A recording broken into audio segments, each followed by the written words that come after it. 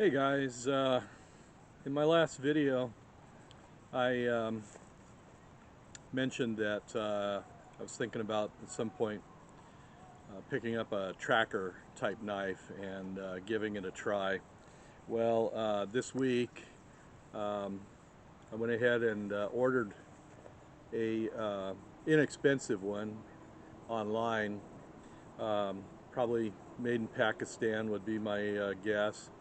Um, I wanted to try this style before I would go out and actually spend money on a $200–300 well-made one. I just wanted to try the design, so I picked this up. They're about $18 on Amazon, and actually I'll put the link for this model below. So it comes in this leather sheath, and this sheath is a what they basically call the scout style. So it really only permits wear with these two straps, like in the middle of your back with the handle presented. This would be right hand draw, so this would be in the middle of your back, and you would reach behind with your right hand and draw this. Snap closure here has a little accessory pouch, and this is just riveted onto the body of the sheath.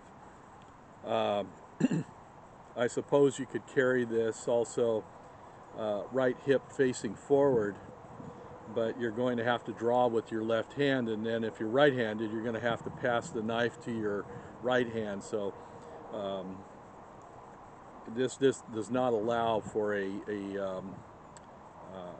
variety of carries, and I think but again, it's $18. It's $18. A good sheath, a good product would probably allow a variety of carries. So let's look at the knife itself.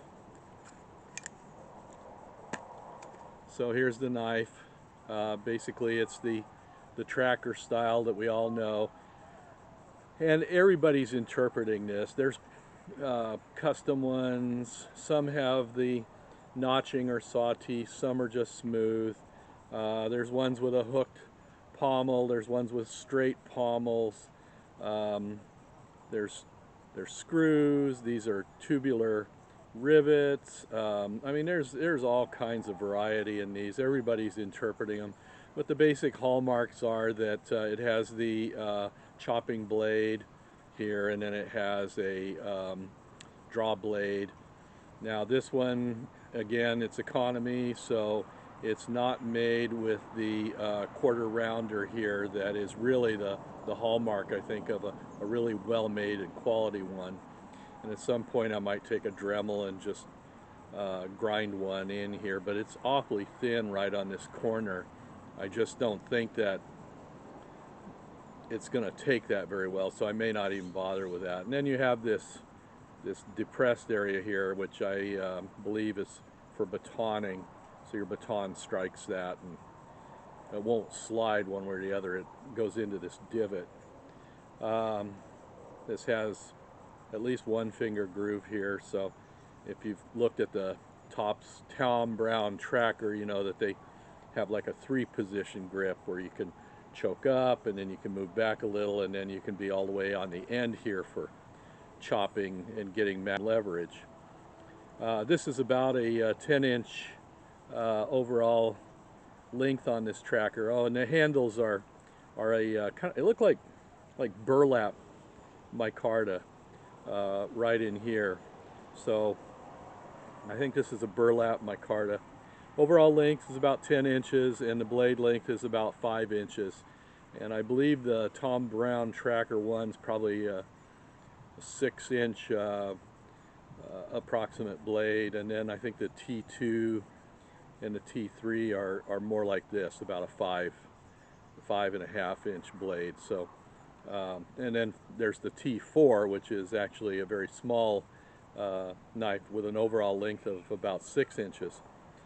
And they are highly quality. They're Tops knives, so yeah, what would you expect other than high quality?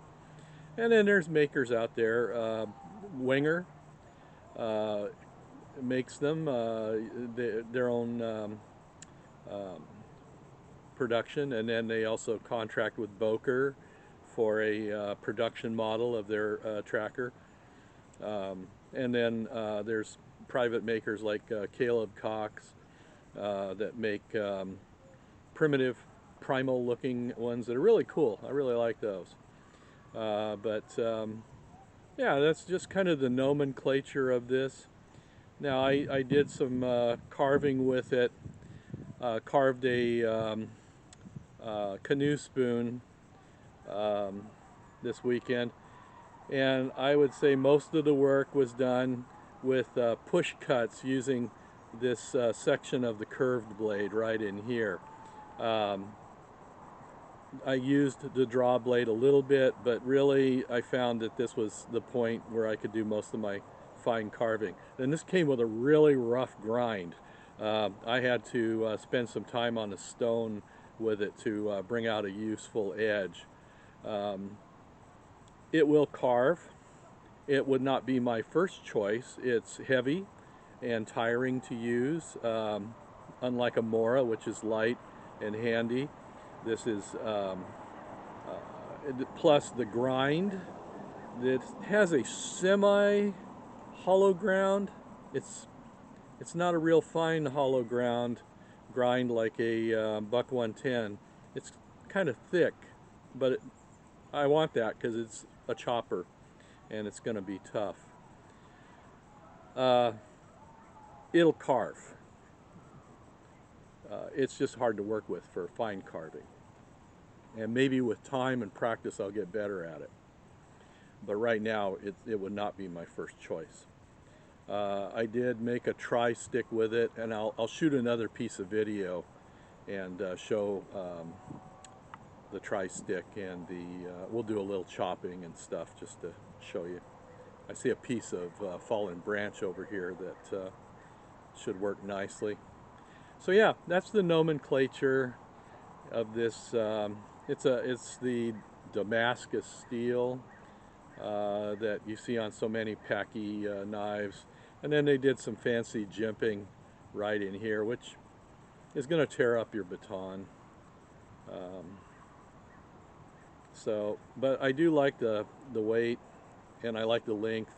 I think if I do pull the trigger and buy a T2 or a T3, it would be in this length. I really like this. I think another inch on here, I'm not sure I would really dig on that, but I like this length. So like I said, I just picked this up. It's a budget tracker, something to learn on, and see if this is something that I really want to spend money on a higher quality one. So I thought I'd show you that today for Fun Knife Friday, and we'll talk to you a little later.